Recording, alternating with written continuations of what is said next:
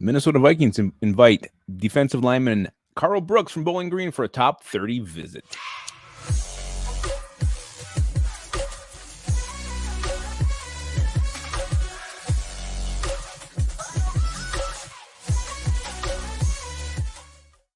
Welcome back to the Onebar and Lupagus show. I'm Lupagus. The Minnesota Vikings are sending out those invites for their top 30 event. Usually happens the first week of April, where you bring in prospects and have them all kind of work out together. You get a nice close look at some guys you're very, very interested in. And we're going to talk about another one who got an invite to that. Before we do, be sure to subscribe to the channel, like the vids. We are closing in on 9,100 subscribers. Don't forget to drop hashtag 9,000 in the comments.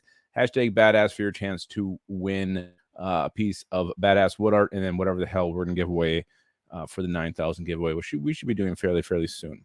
All right, let's talk the newest invite. Karl Brooks, defensive lineman from Bowling Green. So, I mean, Bowling Green, it's a smaller school. It's a MAC school, but this guy has been ultra productive. Let's just look at his size. He is 6'4", 280 pounds. He's got a nice, thick frame on him. He's played D-line, inside D-line. He's played edge. You can stand him up. You can put him in the dirt. He is an absolute wrecking ball.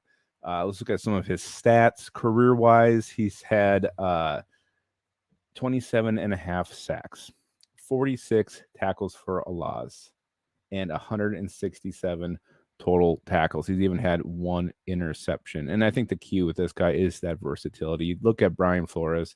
He came out, he said it. We've already talked about it at nauseum. He wants versatile football players, and this is one guy who definitely is versatile. Like I said, you can put him inside, you can put him outside, you can stand him up. He wins with speed, he wins with power, and he's also relentless. He will chase down that quarterback until his ass is on the ground. So I think Karl Brooks makes a lot of sense for this defense. The question is now, where do the Vikings want to select him? Where can they potentially get this guy? And I think it's probably third round, pick 87 is your best bet. There's a chance he slides into round 4, but I really think the Vikings want Karl Brooks and want him bad and want to make sure that they land this guy. It's probably your pick at 87.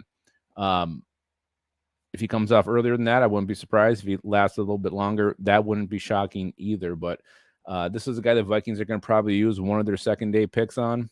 Well, I guess they only have one second-day pick. But that's still somebody who will be on the radar, will be Karl Brooks.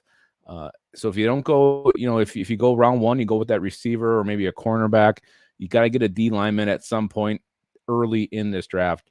Karl Brooks would be a nice consolation prize if you don't get a Kalijah Cansey or a Brian Bresee. So let me know what you guys think. Karl Brooks coming to the top 30 visit. And again, this top 30 is important. This is why we're doing videos on these guys, because Vikings traditionally draft guys that get invited to these things. So these ones we're talking about, there's a good chance they end up in purple. At least a couple of them do. So let me know what you think of Karl Brooks. You guys on board with Karl Brooks? Do you maybe not so much enjoy Karl Brooks? What are your concerns? Drop them in the comments, and don't forget to keep your skull in your hole.